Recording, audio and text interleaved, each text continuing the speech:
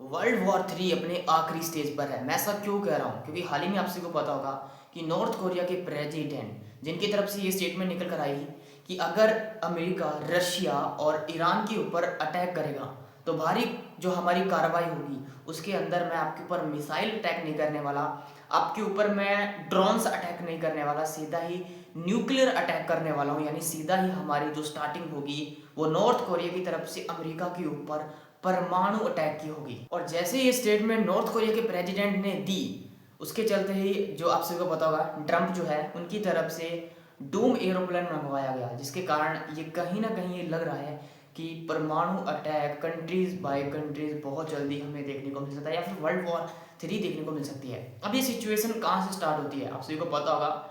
Venezuela के president को जैसे ही अमेरिका ने गिरफ्तार किया, उनके घर से किडनैप करके अपने एरिया के अंदर लेकर गए, तो उसके बाद में वेनेजुएला के साथ में स्पोर्ट के अंदर सबसे पहले रशिया, उसके बाद में चाइना, उसके बाद में नॉर्थ कोरिया, इन तीनों ही कंट्री की बड़ी एंट्री देखने को मिली। और सभी कंट्री ने ट्रंप को कहा कि तुमने अंतरराष्ट्रीय कानून को तोड़ा है। और उसके बाद में ये सब बातें होने के बाद में ट्रंप की तरफ से एक ट्वीट आता है कि मैं किसी भी अंतरराष्ट्रीय कानून को नहीं मानता, मेरा मन करेगा मैं वैसा करूँगा। तभी ये सिचुएशन बहुत ज़्यादा आउट ऑफ कंट्रोल होती है और उसी के चलते यूक्रेन जो है वो रशिया के प्रेसिडेंट पुतिन के घर के ऊपर एक ड्रोन अटैक करते हैं। अब पता नहीं उन्होंने किया या फिर किसी और कंट्री ने, बाकी रशिया का कहना था कि वो यूक्रेन ने किया, क्योंकि रशिया के रिलेशनशिप यूक्रेन के साथ में बहुत ज़्यादा खराब रहे हैं पहले दिन से ही, जिसके चलते रशिया अब लगातार जो है यूक्रेन के ऊपर भारी अटैक करता हुआ नजर आ रहा है। यूक्रेन कर रहा है रशिया के ऊपर अटैक और रशिया कर रहा है यूक्रेन के ऊपर। हाल ही में 2 घंटे पहले का डाटा निकल कर आ रहा है जिसके अंदर 2 घंटे के अंदर ऑलमोस्ट 20 से ज़्यादा ड्रोन अटैक कर दिए हैं, कुछ मिसाइल्स अटैक भी किए हैं रशिया ने यूक्रेन के ऊपर। रशिया के प्रेसिडेंट पुतिन को डोनाल्ड ट्रंप ने एक एडवाइस किया कि आपको ये वॉर रोकना चाहिए, जो ये वॉर आप स्टार्ट कर रहे हैं, वॉर वर्ल्ड वॉर 3 में कन्वर्ट हो सकता है, आपको इस वॉर को रोकना चाहिए। तो रशिया के प्रेसिडेंट पुतिन ने साफ इनकार कर दिया। उन्होंने कहा कि मैं ये वॉर नहीं रोकने वाला जब तक यूक्रेन को मैं सही ठिकाने नहीं लगा देता।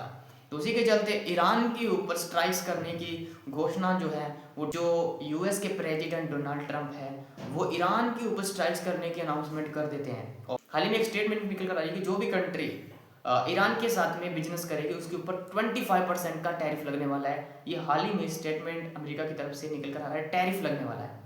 तो टैरिफ वॉर भी चल रहा है। और हाल ही में आप सभी की जानकारी के लिए बता दूं कि चाइना ने भी बहुत बड़ी अनाउंसमेंट कर दी है, क्योंकि 30% से भी ज़्यादा बिजनेस ईरान के साथ में चाइना करता है। तो चाइना ने अपना तीसरी सदी का जो J-36 है उसकी दिलचस्पी दिखा रहे हैं और उसको ट्रेंड कर रहे हैं, यानी उसकी थोड़ी कह सकते हैं कि रिहर्सल कर रहे हैं। तो वर्ल्ड वॉर 3 को लेकर कुछ चीज़ें बहुत ज़्यादा आउट ऑफ कंट्रोल होती हुई नजर आ रही है। बाकी आपके क्या कमेंट है, आपकी क्या राय है, कमेंट करके जरूर बताना।